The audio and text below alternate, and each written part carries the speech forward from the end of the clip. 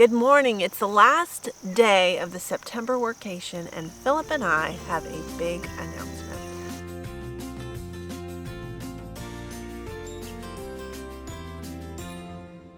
Hey friends, it's Barbra-Sue and Philip, and we have an exciting announcement that we are going to share with you, and we are very excited to tell you. Are you ready? Go ahead. Well, this is our last workcation. And what I mean by that is that we are moving to Kentucky permanently in 2 weeks. It's time to make the jump, and we are still kind of jumping a little bit. We've been working towards our goal of debt-free, and we're almost there, but we've had some situation kind of force that we jump. So we're jumping. So I just want to do a little video and just kind of, mostly for us probably, of how we feel about this moment right now. Well, I think all in all, this whole thing has been more of a documentary of my dream along the way, and thankfully I've found a wonderful partner to make this come true. So, talk about emotional. Not a whole lot of things get me emotional. My whole dream was to be self-sufficient, and as the man of the house, the leader of the home, later since military, you don't want to fall short of those who you lead.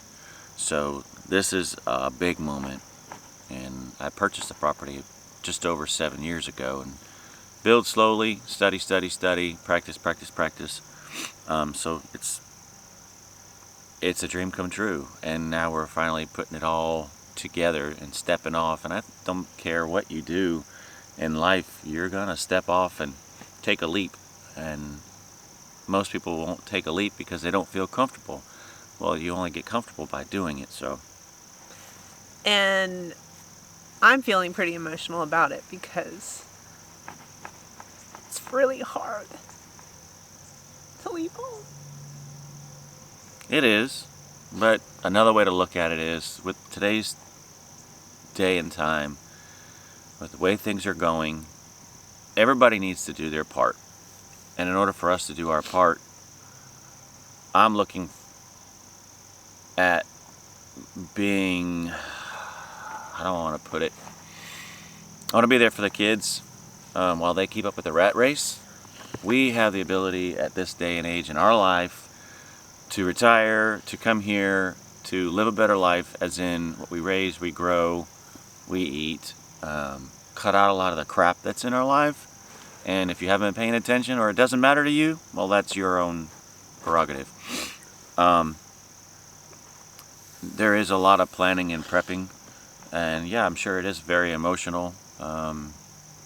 It just means that the kids need to come just further north to come visit, and they stay a little bit longer. So everybody in their own way is kind of a prepper. You go to the grocery store, you prep for the week, you prep for 2 weeks, and if you live a little further, you prep for longer. So we don't really focus on prepping as being prepared for just everyday life, and just being healthier.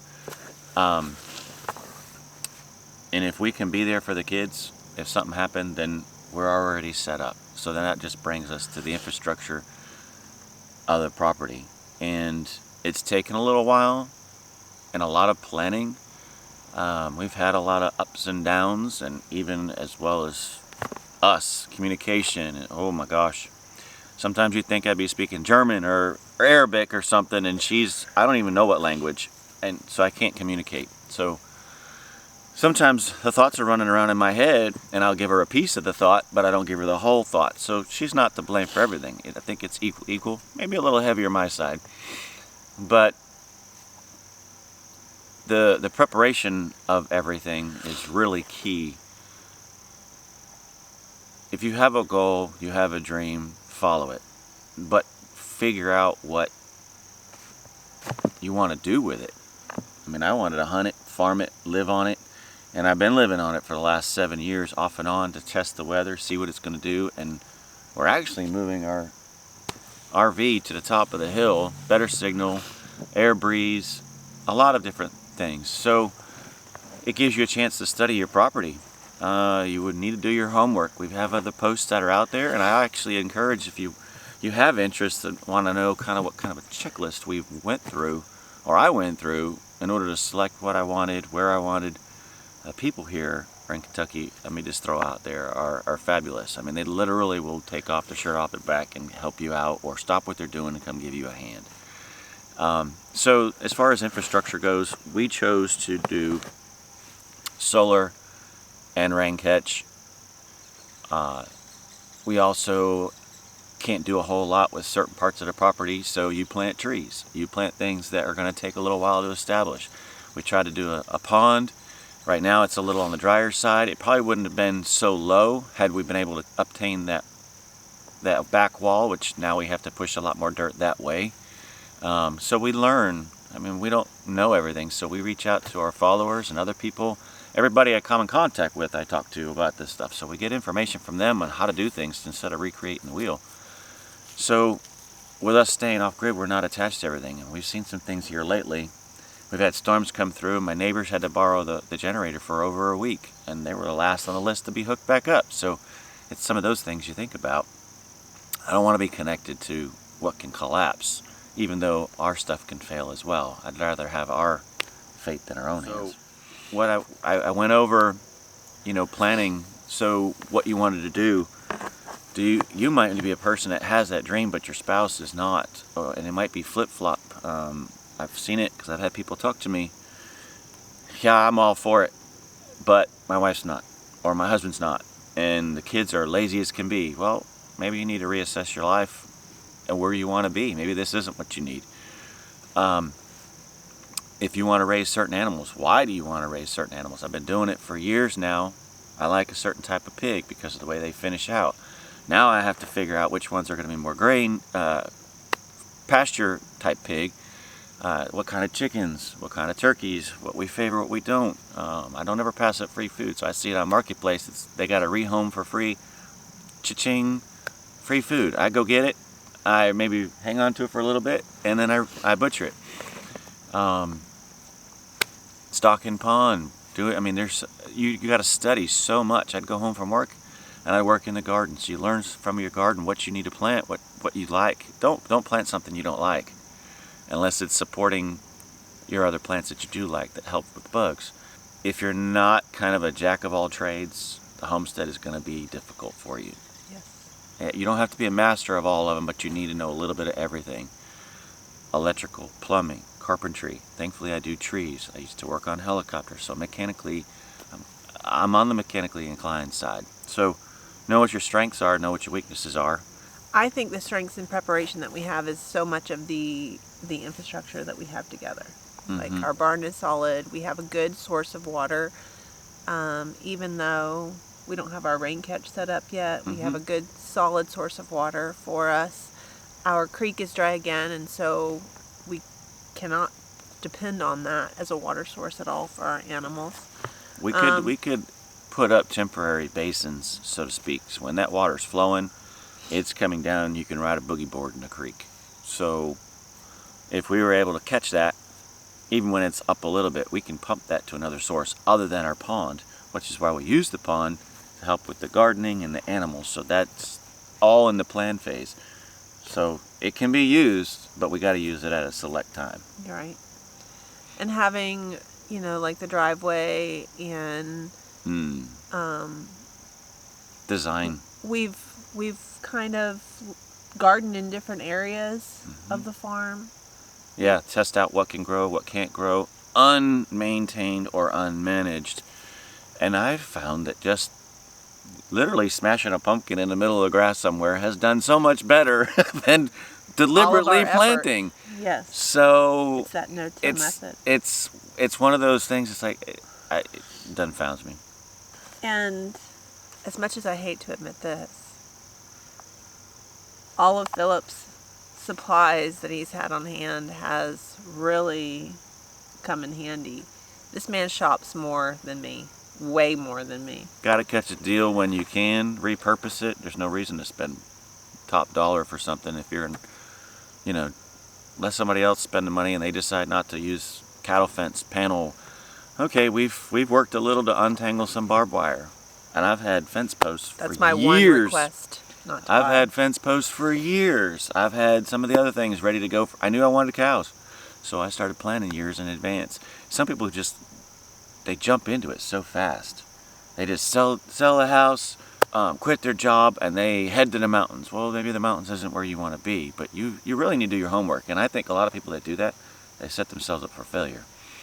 Well, and the point I wanted to make was the supplies that we have on hand. We're able to do some of these projects just with the things that we have on hand. We haven't had to go out and buy a bunch of things to make these projects work.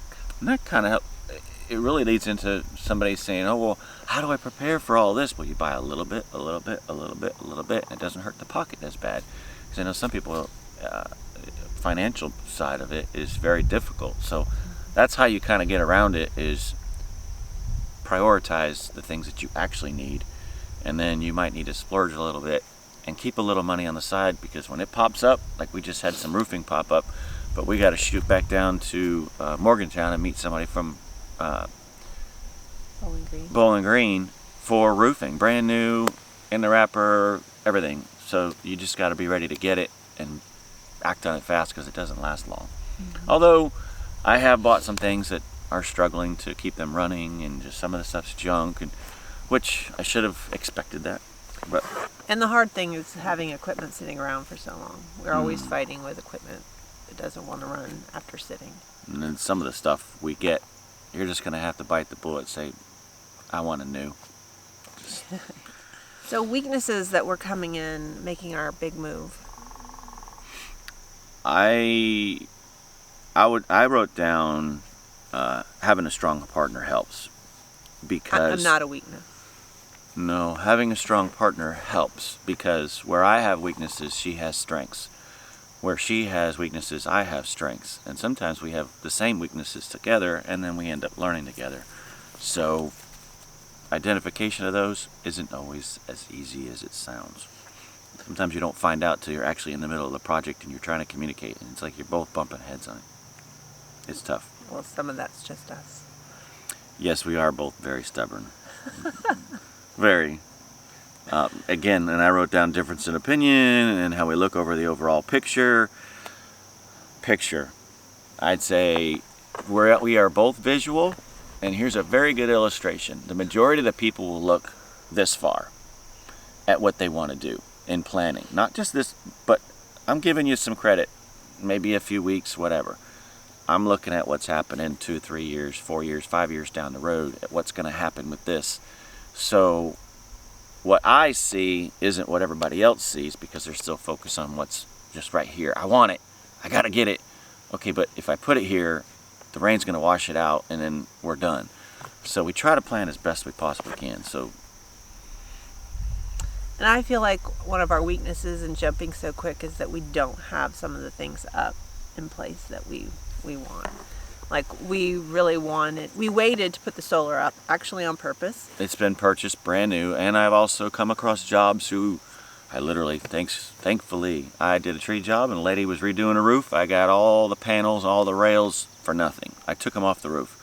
So, and that's like 26 solar panels. In preparation, I got over 6,500 watts additional that I can add to my system anywhere, or add another system. But in our jump of moving faster, we didn't get that put together. And so it's kind of been by design, because we are so far away, and we used to be able to rely on my neighbor, who has passed away now, Robert Duvall. He used to bush hog the property right before I bought the other part of it, and so he'd keep an eye on things. And we do have people that would cross property lines, especially up here in Kentucky. I mean, they're looking for, I won't mention what, but they're looking for all kinds of things through the woods. And well, anyway, all right, so ginseng, morel mushrooms, they're searching for all that stuff, and usually property lines don't mean a whole lot unless they know who you are and respect you. We didn't want to put a lot of things out there, and I literally look like Tetris every time I pack the barn up, because everything is crisscrossed and packed, and it's packed up lock solid. You won't be able to get at the stuff very easily. without somebody knowing. And I have cameras all over the farm in different locations, and in some watching other cameras, so you think you saw it, you didn't see all of them. So you just got to prepare for that thing. So it hurts us, but now we're in a crunch period to get things up. Now we are moving the RV to the top. We need to get a structure up because the last little tornado type wind came through, ripped the garbage out of our one canopy, so now it's not undercover, which helps us tremendously. So now we want to get our metal carport up so we can start building the deck and start getting ready to live. The solar's got to go up, so now we're in crunch period, and going home to work is very difficult because my mind is so focused on what we have to do up here. My mind is constantly moving. Even in my sleep, I am constantly thinking of what I can do and how I can do it better. Continuing on for the time that's coming. We only have 2 weeks. So we need to kind of focus on what exactly it is that we're going to be doing in the next 2 weeks. Haven't packed a thing at all. So we brought up things that we need tools-wise, equipment-wise to do the jobs on hand. So we also needed to focus on what we needed up here, had to have on the ground for the cows, and a couple other things. So when we go back, now we got to look at what can we take out of our stored or pantry, freezer-wise, and bring it up here, because now I'm really in a crunch to get some power up and running. So now I've actually got to take my solar system, the brain, back home, put it all together inside the enclosed trailer, so when we come on up, we can go ahead and pack a couple freezers, pack up a bunch of stuff in the pantry, extra clothes, things like that, and come on up. And then we're probably going to be making several trips over the next month. Several. Even if we use the U-Haul. We can only take so much because we don't have anywhere for it to go, so I've got a lot of building to do. So maybe you've been thinking about building your own homestead. We have some tips that we think might help you get started on your journey. So I wrote down some other things, basically setting goals. And that's, what did you intend to do? I mean, do you want to go off grid? Do you not want to go off grid? You can stay on grid and do homesteading. It doesn't make a difference. That was our plan. So set goals of what you want to do and take things in small bites. Buying a little bit of equipment, and then have some place to stow it, so that when you ultimately come to the end, now we've got all the tools. I mean, you think about some people that I'm just going to run to the mountains, get in a little cabin, I'm out in the middle of nowhere. They don't have anything out there. So food, they got to have a money source. We also planned, I wanted the blog so that would help bring in some income by the time we actually got here. So we're praying and hoping that we're putting out content that's going to help those individuals out there get started. That anybody can do this stuff with a little bit of help. So we need more followers, we need more viewers to help our channel grow and to help us push forward with what we're doing and help you out to help you grow yours. Setting goals, planning the scenarios out, and how you want to do things, you know. Here, off another, I want goats. Why do you want goats? Okay, well I want them to eat up the vegetation up here so I don't have to bush hog. Good. Those are kind of things, the scenarios to think through. Definitely expect failures and setbacks. And I put a little quote in there, squirrel, because I am the kind of person that I'm up there working on the barn, or I'm working on the fences. I need this tool, I need that tool. She's not available, I'm gonna run down there. Oh, garbage, I need to put that away, so I pick that up and move that closer to where, so I don't have to go finding it later. It's a squirrel. So that's just you. Or, you know, I'm more of a multitask. I'm gonna do multiple projects at the same time. So squirrel. And one thing that we hear all the time from people is that we make this look easy, and it is not easy. I spent a lot of time studying. Not easy at all. And it's very challenging. Yeah. And at least he is a jack of all trades, that he can figure a lot of things out that would stop other people. Another one, share success.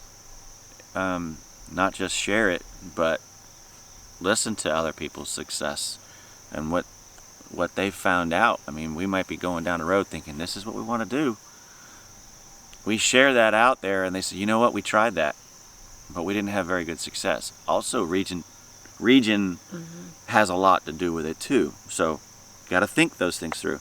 Learning from others, like I said, and explore your limitations. Well, and learning from others, there's so many resources that there didn't used to be. There's lots of great channels on YouTube, and I know they're calling it a movement now. There's a homesteading movement. But, you know, some things that were much harder to learn before are now at our fingertips. And I'd say repetition. You get better at it by doing it more often, and you'll remember how to do it. One of the things that we struggle with is there are some things that I do very routinely that she does not, so I have to re-explain myself, and it becomes difficult. But